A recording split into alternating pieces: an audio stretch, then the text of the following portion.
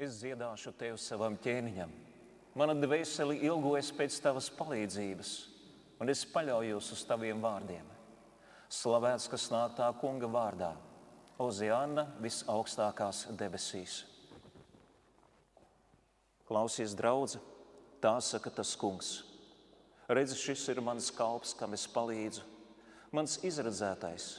Pie viņa manai dvēselē ir labs prāts. Es likšu savu garu uz viņu, lai viņš tautām nes taisnību.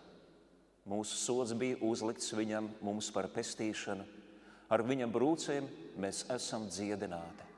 Gods lai ir tēvam un dēlam un svētajam garam.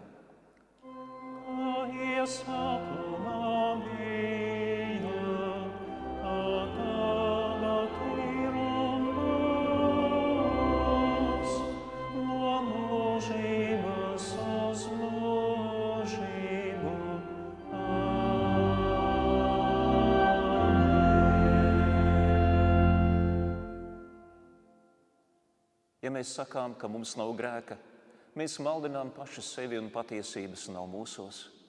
Bet ja mēs atzīstamies savos grēkos, tad Dievs ir uzticams un taisns, ka viņš piedod mums mūsu grēkus un šķīsta mūs no katras vainas. Paļāvībā uz mūsu pestītāju Jēzu Kristu, Dieva jēra, kas nes pasaules grēku, izsūdzēsim savus grēkus visi kopā Dievu lūgdami. Lūgsim.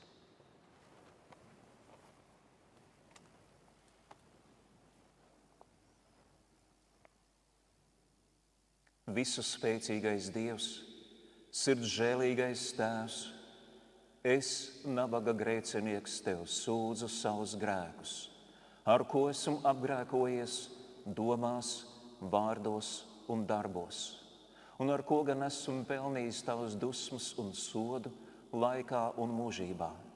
Bet es tos no sirds nožēloju, un tie man gauži sāp. Un es tevi lūdzu, tavas lielās apžēlošanās un tava mīļā dēla, Jēzus Kristus, mana pestītāja rūgto ciešanu un nāves dēļ. Esi man grēciniekam žēlīgs, piedod man visus manus grēkus un dod man sava svētā gara spēku, kā varu atgriezties. Kungs, apžēlojies, Kristu apžēlojies, Kungs, apžēlojies.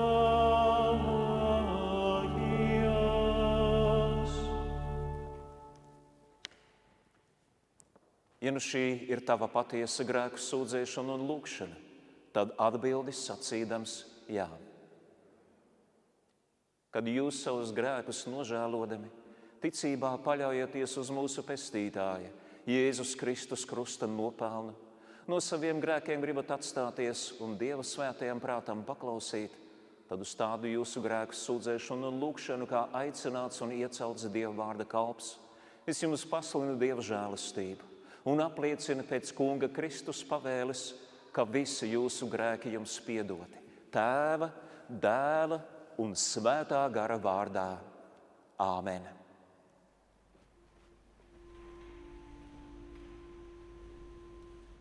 Tas kungs ar jums.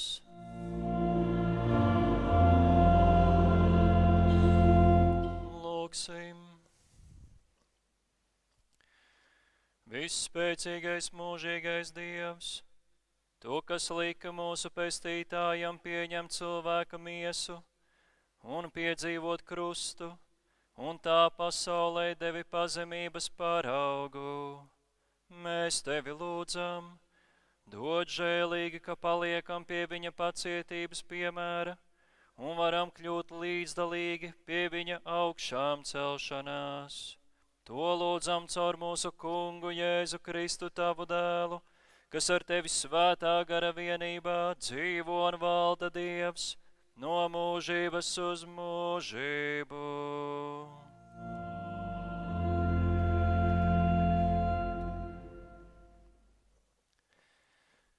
Klausies, draudze, Dieva vārda lasījuma no 24. psalma.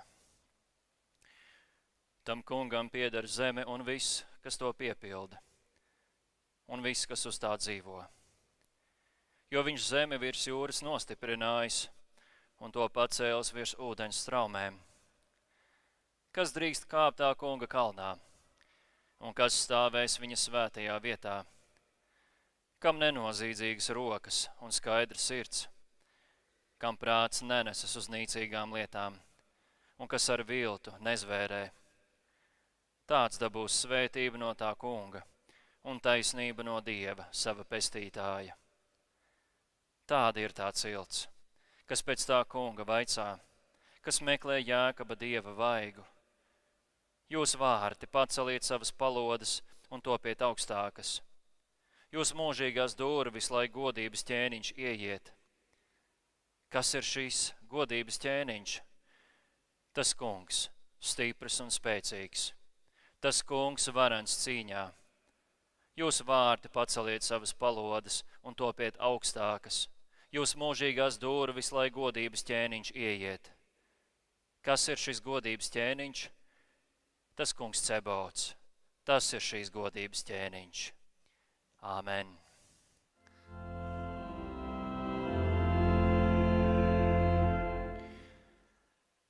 Un Dieva vārda lasījums no apustuļa Pāvila vēstules Filipiešiem 2. nodaļas. Savā starpā turiet tādu pat prātu, kāds ir arī Kristu Jēzū, kas Dieva veidā būdams neturēja par laupījumu līdzināties Dievam, bet sevi iztukšoja, pieņemdams kalpa veidu, tapdams cilvēkam līdzīgs. Un cilvēka kārtā būdams viņš pazemojās, kļūdams paklausīgs līdz nāvei, līdz pat krusta nāvei. Tāpēc arī Dievs viņu ļoti paaugstinājis un dāvinājis viņam vārdu pār visiem vārdiem, lai Jēzus vārdā locītos visi ceļi debesīs un zemes virsū un pazemē, un visas mēlis apliecinātu, ka Jēzus Kristus ir kungs, Dievam Tēvam par godu. Āmen. Āmen, āmen. Un svētdienas skola var doties uz nodarbībām.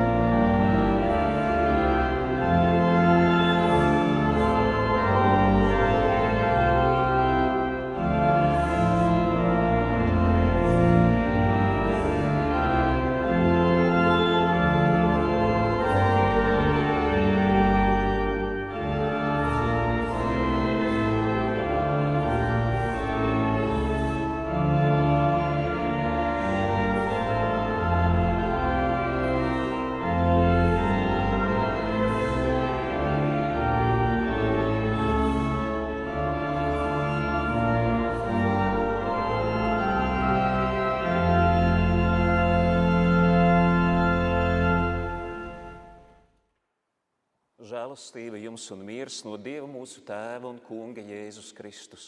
Mēs šodien uzklausīsim un pārdomāsim Dieva vārdus, kā tie rakstīti Mateja evaņģēlijā 21. nodaļā, sākot ar 1. pantu. Un, kad tie tuvojās Jeruzalemei un nāca pie Betfagas, pie Eļļas kalna, tad Jēzus sūtīja 2 no saviem mācekļiem un tiem sacīja: Ejiet uz ciemu, kas jūsu priekšā, un tūdaļ jūs atradīsiet ēzeļa māti piesietu un pie tās kumeļa. Atraisiet tos un vediet pie manis. Un, ja kas jums ko sacīs, tad atsakaiet, tam kungam to vajag. Tādēļ viņš jums tos atlaidīs. Bet viss tas notika, lai piepildītos pravieša sludinātais vārds. Sakaiet Cijānas meitai, redzi, tavs ķēniņš nāk pie tevis lēnprātīgs, jādams uz ēzeļa un nastu nesējas ēzeļa mātes kumeļa. Un mācekļi nogāja un darīja tā, kā Jēzus tiem bija pavēlējis. Atveda ēzeļa māti un kumeļu, uzlika tiem savas drēbes un sēdināja viņu tur virsū. Bet daudz ļaužu izklāja savas drēbes uz ceļa, citi cirta zarus no kokiem un kaisīja tos uz ceļa. Bet ļaudis, kas gāja viņam priekšā un nopakaļ, kliedza un sauca: Ozjāna Dāvida dēlam, slavēts, kas nāk tā kunga vārdā, Ozjāna visaugstākās debesīs. Un, kad viņš iegāja Jeruzalemē, visa pilsēta sacēlās un sacīja: Kas tas tāds? Bet ļaudis sacīja: Šis ir pravietis Jēzus no Nācaretes Galilejā. Āmen. Lūksim Dievu. Mēs Tev lūdzamies, debes Tēvs, kad Tu sūti Svēto garu, lai tas mūsu sirdis apgaismo, ļaus atvert šo Tavu vārdu patiesību, ka šī dzīvā vārda patiesība ir tā, kas mūs atbrīvo no katras tumsas, ka tā mūs atbrīvo no maldiem, no grēka, ka tā mums rāda pestīšanas ceļu, šī Tavu brīnišķīgā vēsts. To mēs Tev lūdzamies Tavu mīļā dēla Jēzus vārdā. Āmen. Sēdieties, lūdzu.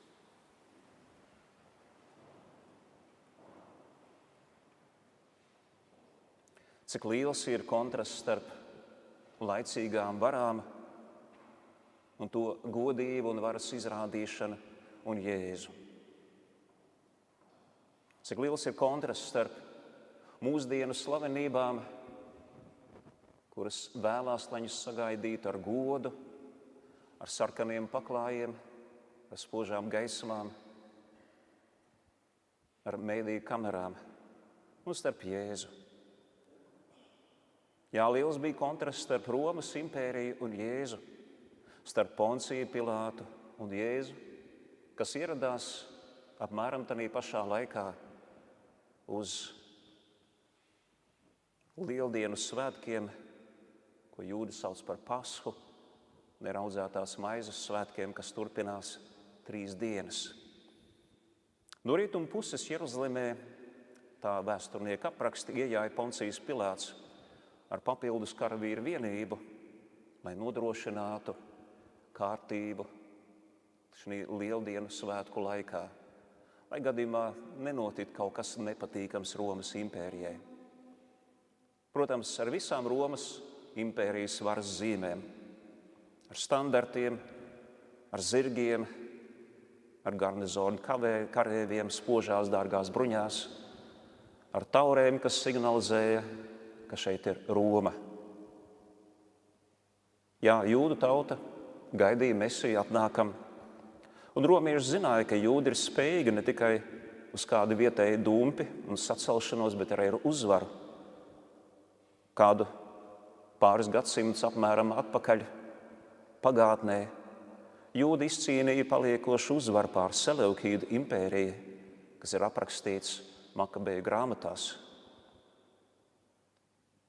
Un tā bija tā laika vismaz teritoriāli lielākā un spēcīgākā no visām zināmām impērijām. Bez tā visa karstākās jūdu galvas Paskas svinēšanas laikā varēja saņemties drosmi un vienkārši Mesijas gaidās uzrīkot kādu dumpi pret romiešiem. Jo Paskas svinēšana taču tika atzīmēta kā Izraēla izglābšana no Ēģiptes gūsta, kad Dievs ar varenām zīmēm sodīja Ēģipti. Kad šo zīmi noslēgumā nāves eņģelis pārsteigāja visu Ēģiptes zemi un nonāvēja visus Eģiptes zemē pirmdzimušos, visus, par kuriem nebija lījušas jēra asinis, paskas jēra asinis. Bet no austrumu puses tanī pašā laikā apmēram ienāca cita veida procesija, par kuru mēs lasām evaņģēlijā, kur mēs dzirdam šodien šos Dievu vārdus. Tur Jēzus jāja savās ikdienas drēbēs, nevis spožās bruņās, jāja bez taurēm, bet tur viņi pavadīja svētceļnieku dziesmas, jāja nevis uz zirga, bet uz nasta nesēja lopiņa, uz ēzeļu kumeļa. Ne kā karojas ķēniņš vai imperators, bet kā Dievvārds saka caur pravietu Jesaju, ka mums ir dots dēls, kurš ir miera valdnieks. Un šāda viņa valstība būs bez gala. Un šis notikums ir interesanti tas, ka ir aprakstīts visos evaņģēlijos. Tāpēc mēs to ņemsim vērā, ja Svētajam garam bija nolūks iedvesmot visus evaņģēliju pierakstītājus, tad acīm redzot šeit, kas ir ļoti nozīmīgs. Kad mēs raugamies uz Jēzus godināšanu un varam dzirdēt savā garā šos dziesmas, šīs Dāvida dēlam slava, šo mesijānisko psalmu dziedāšanu, palmu, zaru un drēbi izklāšanu Jēzus priekšā, līdzīgi kā mūsdienās varenajiem un ievērojumiem cilvēkiem tiek izrādīts gods ar sarkaniem paklājiem, mēs varētu zināmā vērā arī piekrist tam nosaukumam, kuru kristīgie teologi ir lietojuši kā nodaļas aprakstu, kā Jēzus triumfālā iejāšana Jeruzalemē. Bet vai tas tā bija un vai tas atbilst šim nosaukumam? Triumfu gājiens bija romiešu karaspēku un ģenerāļu uzvaras gājiens pēc ienaidnieka sakaušanas. Triumfu gājiena noslēgumā gāja gūstekņi, kurus šim gājienam beidzoties sodīja ar nāvi kā paraugu un iebiedējumu visiem, kas iedomāsies tikai pretoties Romas impērijas varai. Tā vēsturnieki to apraksta, šo triumfu gājienu. Un, protams, ka Jēzus ienākšana Jeruzalemē nebija šāds triumfu gājiens. Tā dara laicīgie valdnieki, kas ir pakļauti šīs pasaules varas nesējam gaisa valsts valdniekam, kas darbojas spēcīgi tajos, kas neklaus Kristus evaņģēliju. Jēzus ienākšana ir savādāk, un viņa uzvara vēl nav notikusi. Jēzum vēl ir jāuzvar Dieva ienaidnieki, velns, grēks un nāve. Otrs arī jūdi, tāpat kā daudz arī lasot šo vietu, viņi domā un saredz, ka lūk, notiks šī ķēniņa kronēšana, viņa godināšana, viņa iejāšana pilsētā, kur viņš tiks pasludināts par ķēniņu. Bet Dieva vārdi to tā nesaka. Dieva vārds caur pravieta Zahariju saka, ka viņš ir tavs ķēniņš. Viņu nekad nevajag kronēt. Viņš jau ir kronēts jau mūžībā. Viņš ir šis godības ķēniņš, par kuru psalmi saka, kas nāk uz savu namu, kuram ir jāpaceļ augšā, tā vajadzētu būt, ka tās durvis, par kurām viņš iejāja, tām vajadzēja kļūt augstākām un platākām, jo tik liels un varens ķēniņš ienāk iekšā. Tas kungs Cēbots pats nāk, vai kā pravietis Malahija rakstīja, un drīz ieradīsies savā namā tas kungs, kuru jūs kārojat. Raugi, viņš jau nāk.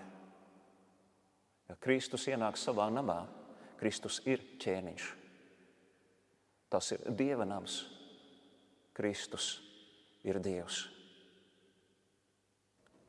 Un tāpēc mēs, evaņģēlisti, iedrošināti varam raudzīties uz to nevis kā triumfu gājienu, bet kā zīmi.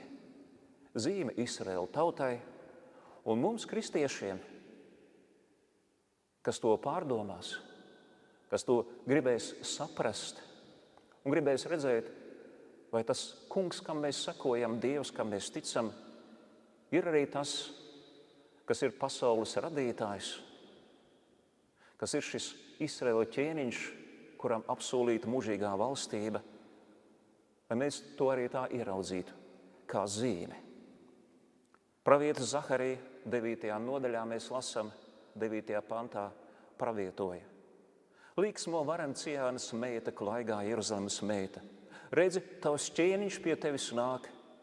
Viņš ir taisns un glābējs, pazemīgs. Uz ēzeļa jāja, uz ēzeļa mātes kumeļa. Jā, šiem vārdiem mēs arī pievērsīsim galveno uzmanību. Tā ir zīme. Kas jūdas bija tā satraucis, ka visa Jeruzaleme sakustējās? Ievērosim, ka ne no Poncija Pilāta iejāšanas ar viņa papildus karaspēka vienību, bet tieši Jēzus no Nāceretes iejāšana. Tu mums palīdz izprast apustulis Jānis, aprakstot notikumus īsi pirms šī notikuma. Kādi tie bija? Jēzus saviem mācekļiem devās uz Paskas un neraudzētās maizes svētkiem. Bet pa ceļam ar Jēzus ziņu viņa apciemoja Jēzus draugus Martu un Mariju, kas sēroja par savu brāļa Lācaru negaidīto aiziešanu. Smaga, ātra slimība šo jauniekli nopļāva.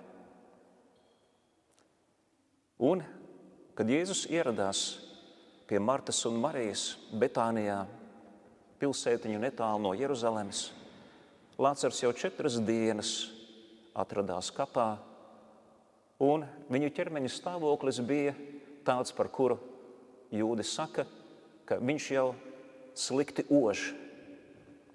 Tātad nevis aizmidzis, nevis noģībis, nevis letarģiskā miegā, ko varētu sajaut tanī laikā ar nāvi, bet jau kā tas pieklājas ikvienam nomirušajam, kad viņa ķermenis jau sadalās. Un kad viņš Lācaru izsauca no mirušajiem, Lācara nāca ārā, un Lācars tūlīt atdzīvojās, Lācars tūlīt iznāca ārā un bija dzīvs pavisam. Tad daudzi klātesošie jūdi šo zīmi redzējuši, šo vēsti izplatīja apkārtējos ciemos un arī Jeruzalemē.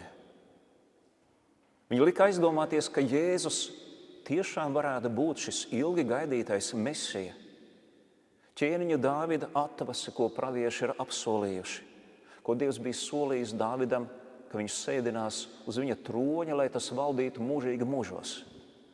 Ka tas ir tas cilvēka dēls, kā pravietis Daniels apraksta savā debesu vīzijā, kuram tēvs dod mūžīgu varu, kura valstība nekad nebeidzās.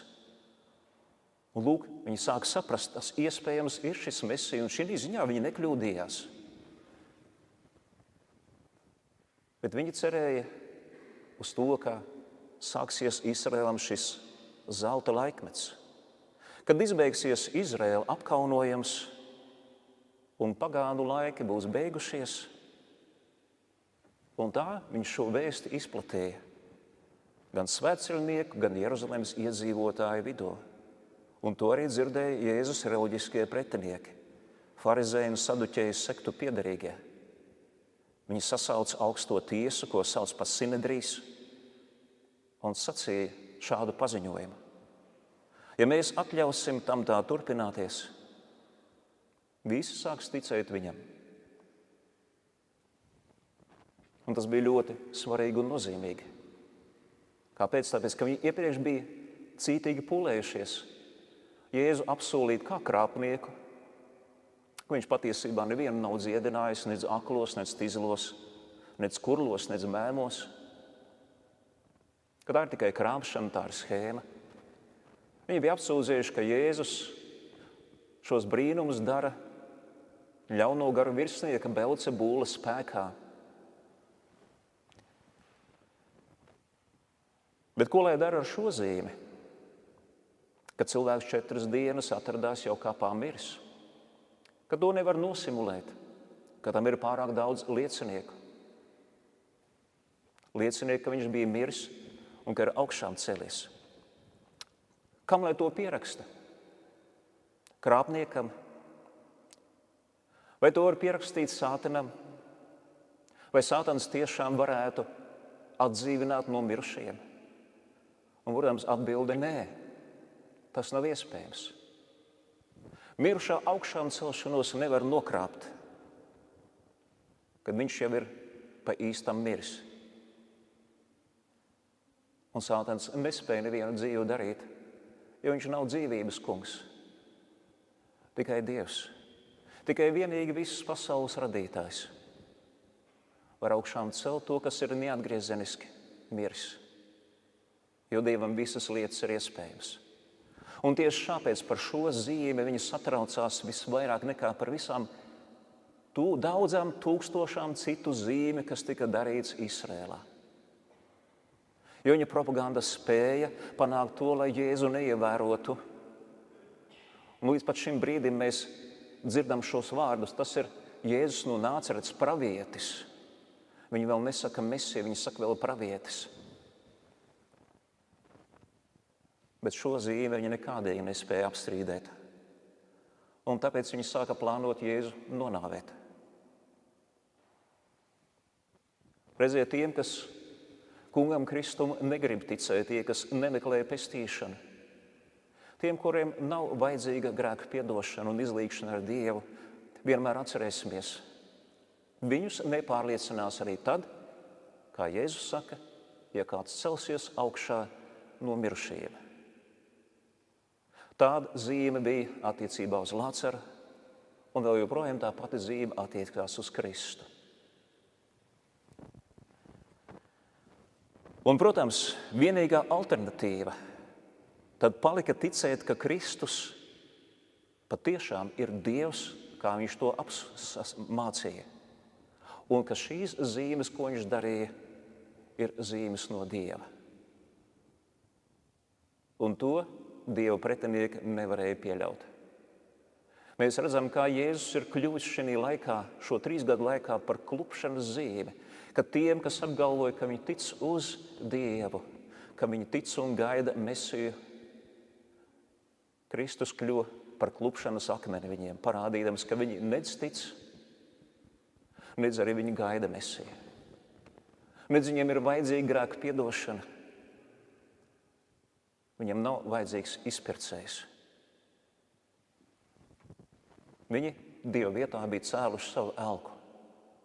Un šī elka dēļ viņi bija gatavi nonāvēt to, ko Tēvs bija apstiprinājis ar zīmēm un brīnumiem, dodot viņam svēto garu bez mēra, apliecinādams tautas priekšā, ka viņš ir Kristus, ka viņš ir mīļotais dēls.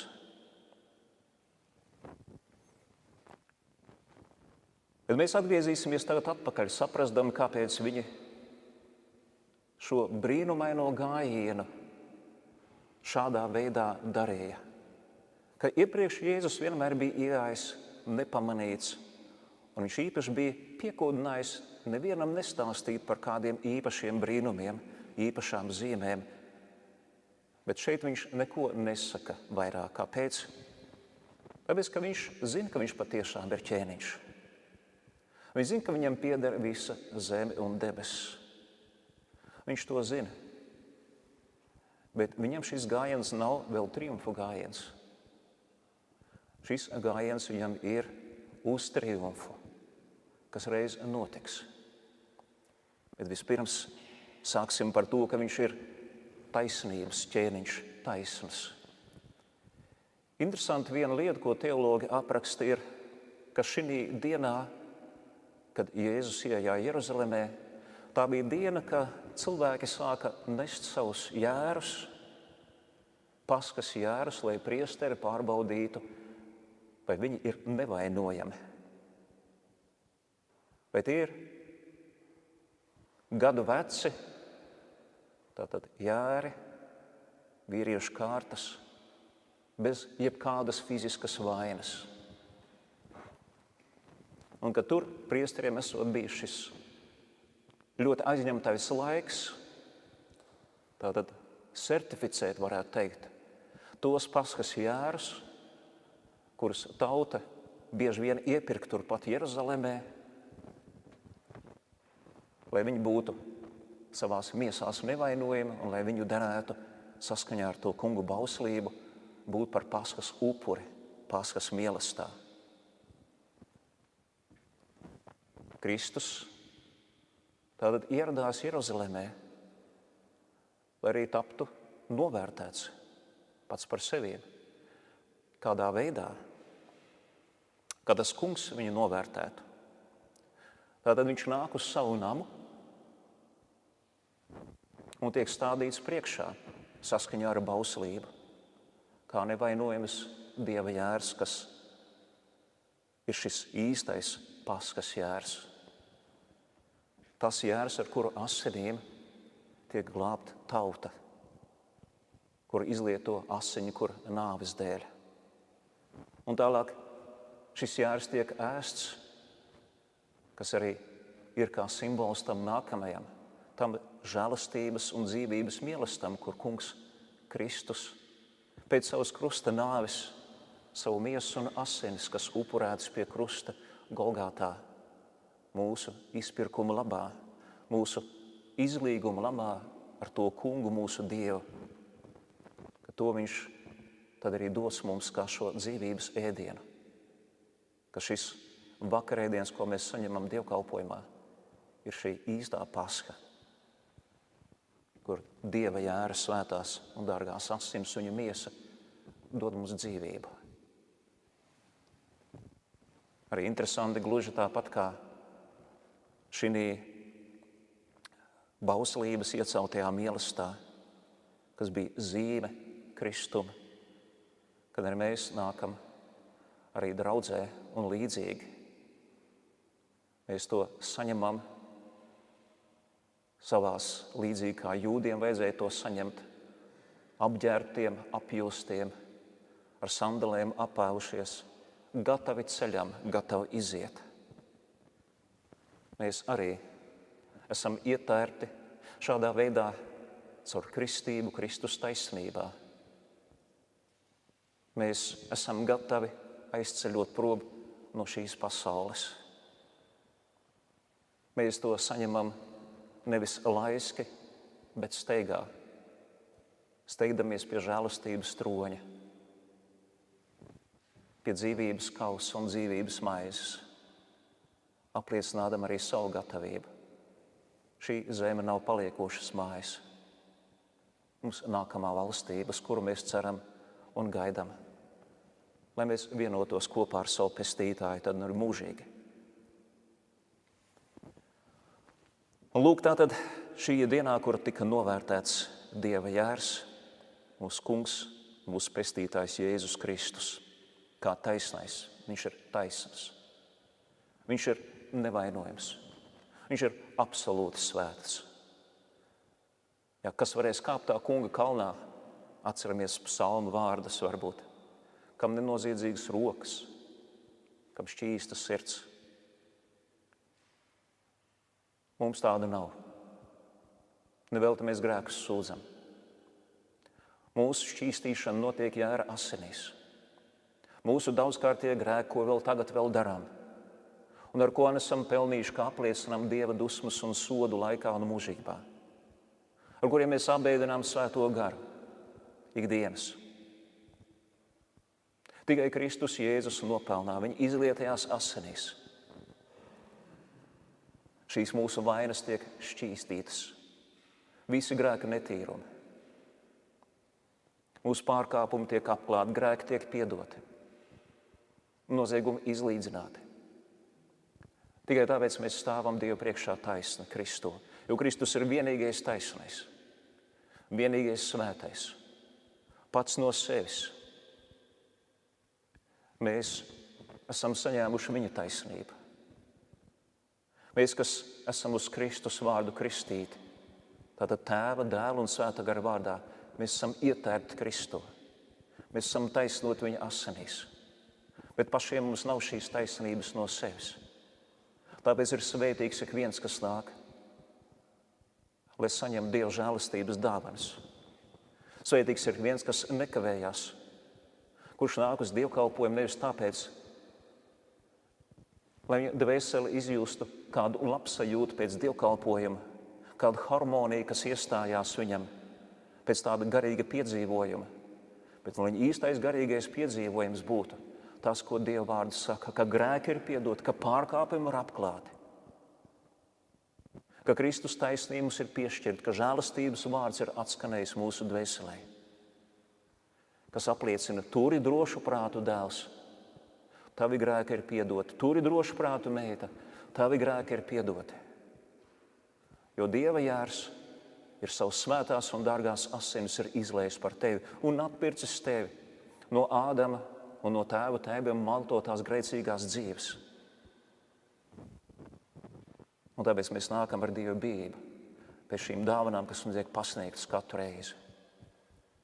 Kad tu nostāsies tiesas priekšā, ka nevis tikai formāli tu apzinies, ka šī pasaule nav tava mājas vieta, bet tu apzinies, ka patiešām stāsies Dieva priekšā. Tad kā tu nevainojams nostāsies?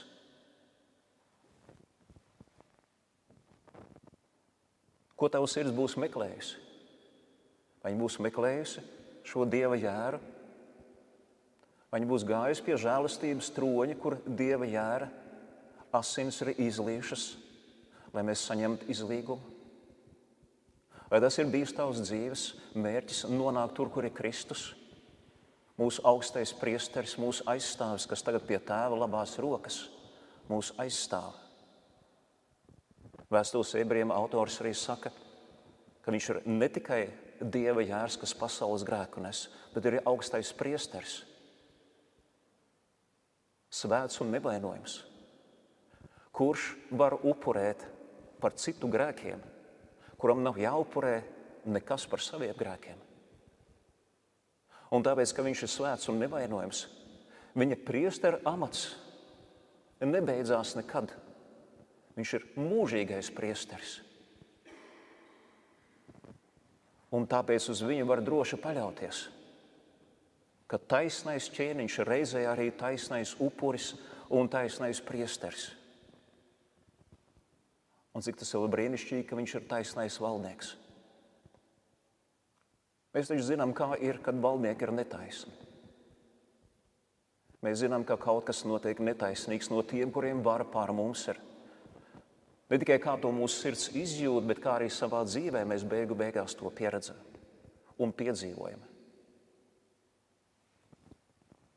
Un šeit pie tevis nāk taisnais ķēniņš, kuru dēļ var atmest visas republikas, parlamentus, prezidentūras, visas zemes ķēniņa valstis, jo šeit ir taisnais ķēniņš, kurš nāk, lai glābtu. Šeit uzsvēru tieši vārdu glābtu, tāpēc, ka mūsu 65. gada tulkojumā ir rakstīts ir palīgs, un gribēju noskaidrot, kāpēc citās valodās ir runāts par glābēju. Un noskaidrojās vienkārši. Visbiežāk šis vārds, ko ebreju valodā šeit tiek lietots vārdā glābšana, un no turienes arī nāk mūsu kunga Kristus vārds, Jēzus, Jošuā. Tas kungs ir glābējs. Kāpēc tulkotājiem toreiz gribējās likt vārdu palīgs, atstāja viņu ziņā. Bet vārds glābējs precīzāk attēlo Jēzu. Viņš nav vienkārši palīgs, kas palīdz mums mūsu dzīves ceļus īstenot, mūsu pašu domas, mūsu mērķus, mūsu sapņus. Drīzāk otrādi viņš mūs izglābj no mūsu pašu saceltiem elkiem, no mūsu pašu izveidotās elku dzīves, kur mēs esam noteicēji pār sevi, par savu likteni, kur mēs nosakām, kas ir mūsu Dievs, kas ir mūsu pestītājs, kā kam ir jābūt.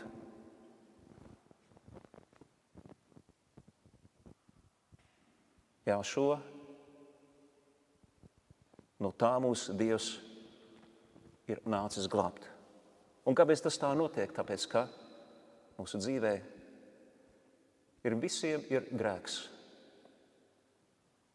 Grēks, ko esam mantojuši no pirmajiem cilvēkiem. Un kurš ir tas, kas mums liek šos visdažādākos elkus savā dzīvē būvēt. Šis grēks, kas mums spiež pretoties nemitīgi patiesiem Dievam, darīt visu to, lai viņu kaitinātu, lai viņu sadusmotu.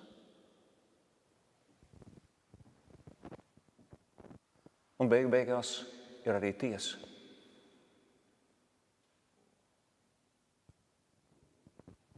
Jā, no tā visa ķēniņš nāca mūs glābt. Netiesāt, jo tad viņš būtu ieradies uz balta zirga, un tad viņam būtu zirgs, uz kura sāniem rakstīts kungu kungs un ķēniņu ķēniņš jāja, lai tiesātu pasauli, kā atklāsmes grāmatā aprakstīta Jēzus atnākšana godībā, lai tiesātu dzīvos un mirušos. Tad viņš sēdīsies uz ķēniņa troņa un nostatīs tautas pa labo roku un pa kreiso roku. Bet tagad viņš ir lēnprātīgs, parādīdams tēva laipnību, mīlestību, žēlastību, labprātību.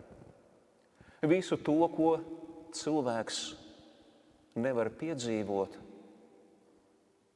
jo ar saviem grēkiem izraisa tikai Dieva dusmas. Bet šeit pats Dievs nāk ar žēlastību, lēnprātību, labprātību un dievišķu mīlestību, glābt grēciniekus. Un vispirms, kā Dievvārds saka, šis apsolījums ir dots arī Izraēlam. Un tad arī visām pārējām tautām, bet Izraēlam vispirms. Un lūk, godības ķēniņš ir nācis apciemot savu tautu, kam ir apsolīti vislielākie apsolījumi. Bet tauta viņu nepazina. Tauta viņu noraidīja. Labākie ļaudis no viņa izvairījās. Viņi nolēma, ka labāk viņu ir sist krustā. Šo godības ķēniņu, kas nāca viņus apciemot ar žēlastību un mīlestību un patiesību. Un kad Jēzus jau nākamajā dienā raudzījās uz Jeruzalemi, viņš raudāja. Viņš raudāja par to, ka Izraēla ļaudis neatpazina to, ka viņu ķēniņš bija atnācis. Viņi neatpazina, ka tā bija viņu iespēja tikt izglābtiem. Un redzot, kas nākotnē notiks, ko viņš aprakstīja, sākot jau ar Jeruzalemi un beidzot jau arī pašām laiku beigām,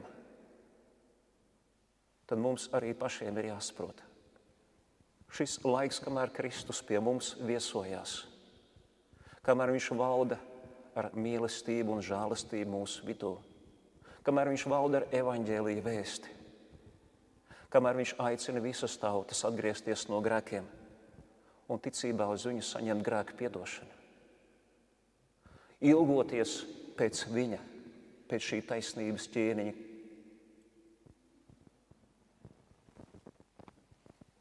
Kad tās beigas tiem, kas atraida, ir ļoti bēdīgas. Mēs arī tāpēc skumstam par tiem, kuri arī neatzīst to laiku, kad Kristus pie viņiem nāca. Mēs skumstam par tiem, kas ir nākuši Dieva namā un to atstājuši. Mēs skumstam par tiem, kas ir atstājuši Dieva draudzi un aizgājuši pasaulē. Mēs skumstam par tiem, kas atstājuši Kristu un tā arī ir nomiruši, neatgriezdamies atpakaļ pie viņa.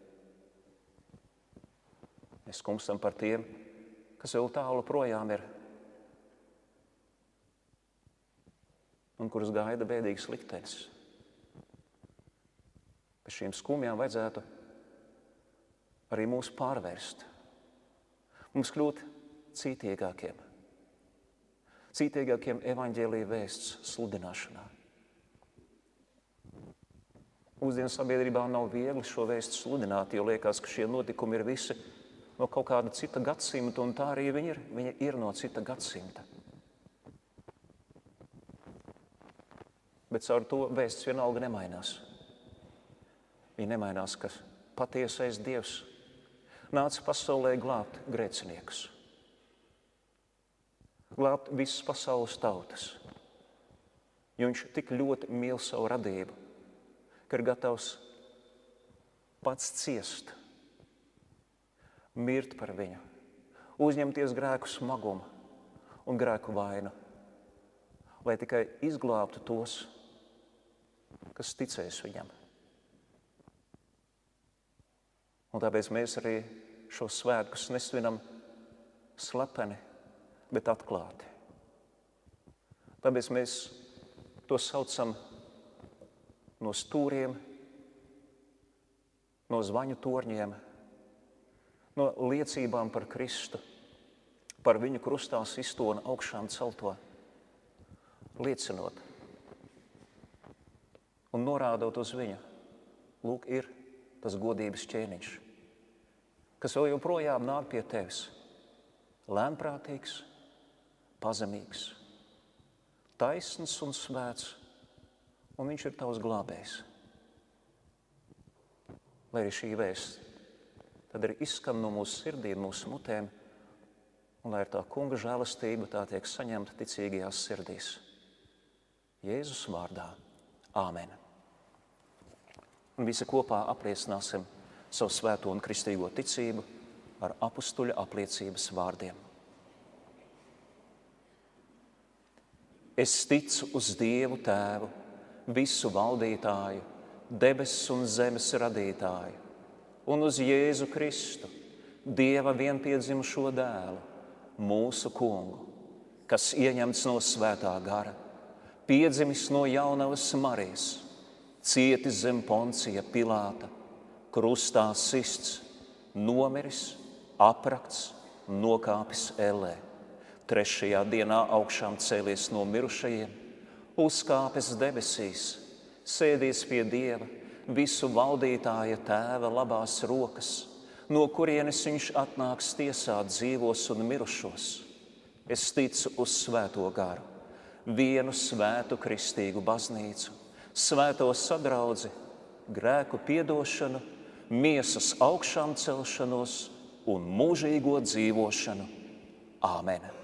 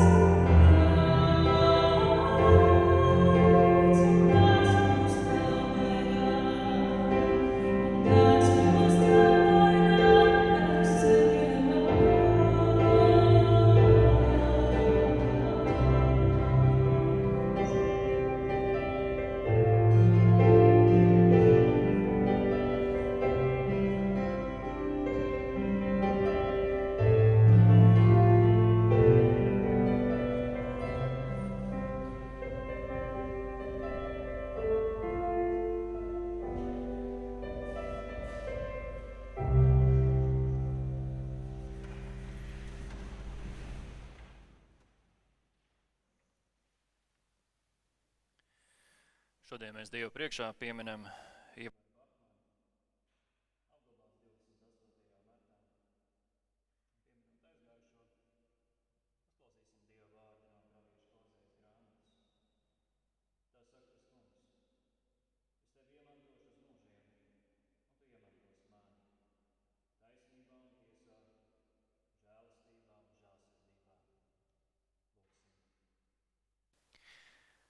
Svētais un mūžīgais Dievs. Paldies, ka varam pavadīt vēl vienu rītu pie Tava nama sliekšņa. Tu iedibināji savu valdīšanu šajā pasaulē un arī cilvēku sirdīs caur savu dēlu Jēzu Kristu.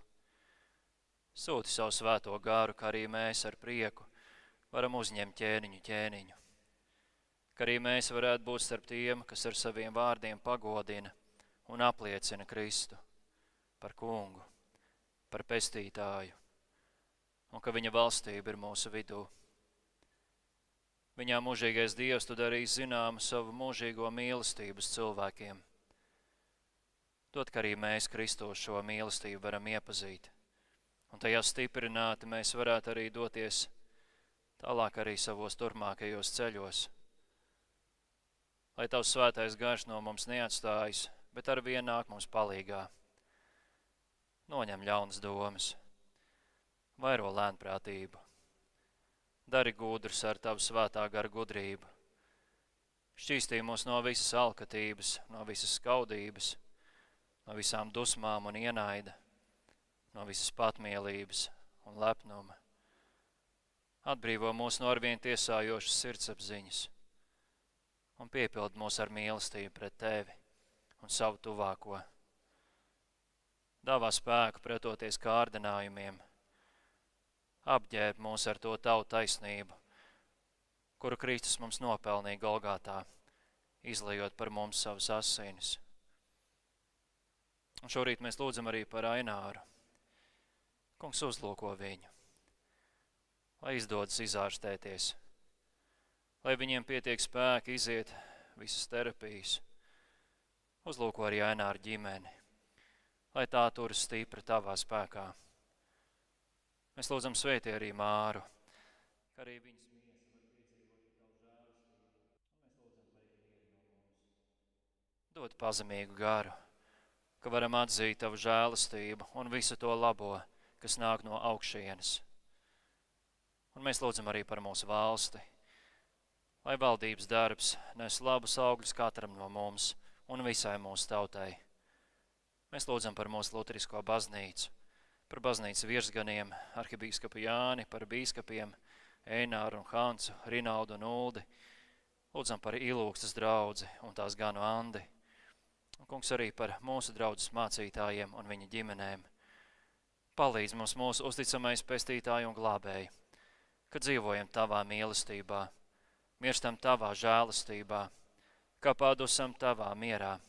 Ceļamies augšā caur Tavu spēku un iemantojam mūžīgo dzīvību Tavā valstībā, kur Tu līdz ar Tēvu un Svēto garu, viens paties Dievs, dzīvo un valdi, augsti teicams, mūžīgi. Kungs Jēzu Kristu, Tu kungs un Dievs,